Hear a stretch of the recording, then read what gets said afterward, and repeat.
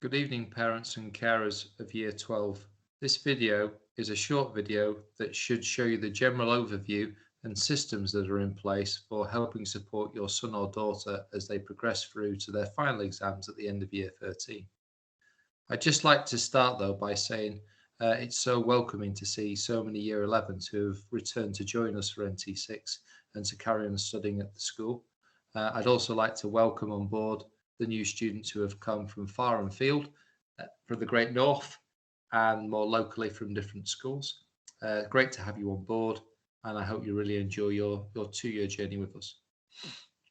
The start of term has been relatively calm, and it's great to see that we're already starting to sort out curriculums for your sons and daughters and making sure that they are starting to be on the right pathways.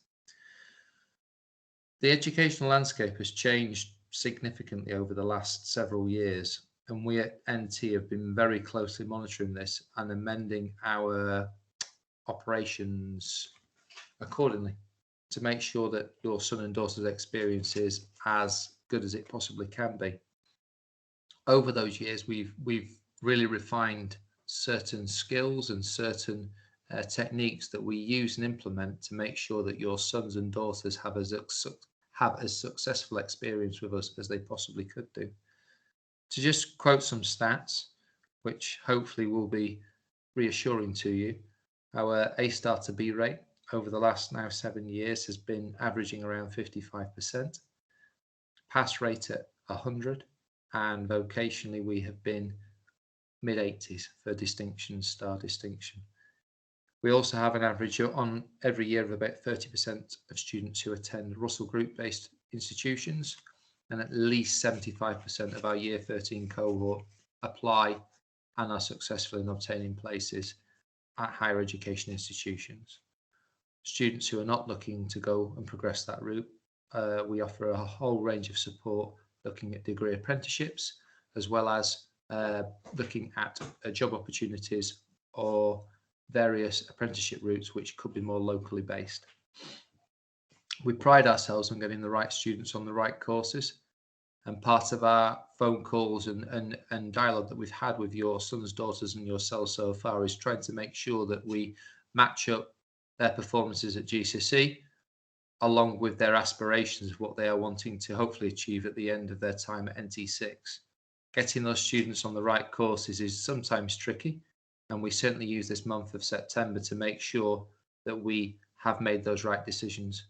In a number of subjects, your sons or daughters will be having mini tests to make sure and check that they are definitely going to progress and be successful on those chosen level 3 courses. If it's deemed that they may be unsuccessful, we will review this and look at other alternative curriculum pathways where we will be able to generate more success for them moving forwards. There are certain expectations as a student at NT6 which we want them to adhere to and which we will hold them to account for.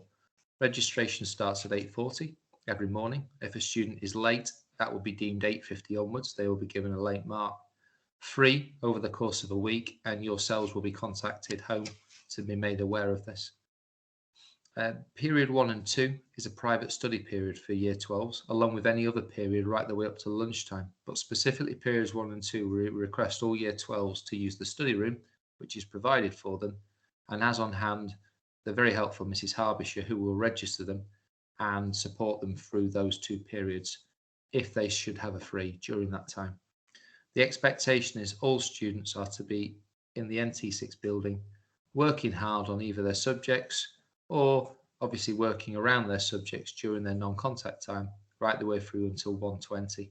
At this point, they are able to sign out and either leave the building and go home, or possibly go down to Chester Road or to local shops before maybe returning for their period 5, should they have a lesson then.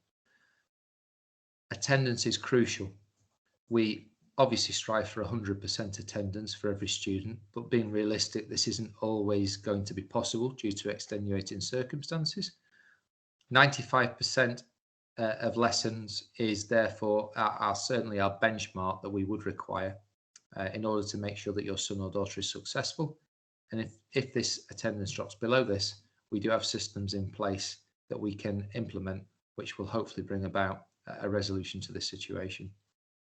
Should also we have issues with work or effort, we also have systems in place which we can implement, which will obviously involve yourselves and meetings and potential contracts should we actually need to get to this. Hopefully that can obviously be significantly resolved with meetings beforehand. Parent power, though, is crucial with your son or daughter's ongoing education. It's important that the communication between yourself, NT6, and your son and daughter is really clear. And without that sort of triangle of transparency, that can often sometimes cloud judgments, and that's where things can sometimes go awry. In terms of the structure for the sixth form, we have 10 dedicated tutors who are responsible for a mixed year 12 and 13 form. Those said tutors will also be responsible for the UCAS reference writing of your son or daughter as they progress into year 13, should they wish to apply for university, or if they are following an apprenticeship or job employment route at the end of year 13, they'll be responsible for writing references for those accordingly. There is a full tutor program in place which has been implemented, which is there to help support them moving forwards, both in their studies and in their ongoing journeys. Like I said before, depending on their chosen path. Study periods. I've already mentioned this during periods 1 or 2. It is worth mentioning at this point, we also have another study support tutor in the form of Mr. Rowlands, who is based between the library and our donut area. He's an extra support learning mentor who is extremely invaluable due to his literacy and essay writing skills. And he will work alongside your son or daughter, along with Miss Harbisher, should they fall into a situation where they are not performing as well as they possibly could do in one of their chosen subjects. The way in which we identify this is through various assessments across the year. It's important that we monitor the progress of your son or daughter to make sure that they are achieving the best that they possibly can. There will be 3 midterm assessments, October, Christmas, and around February, March time. During these assessment periods, they will usually take the format of a 1-hour test or exam in class, which will assess the learning and ongoing learning of your son or daughter on that chosen course. Towards the end of the academic year, there will also be a set of finals exams, which follow a more formal format with full papers, which will really give the year 12 students a flavour and a taste for what the exams are likely to be, they are likely to encounter at the end of year 13.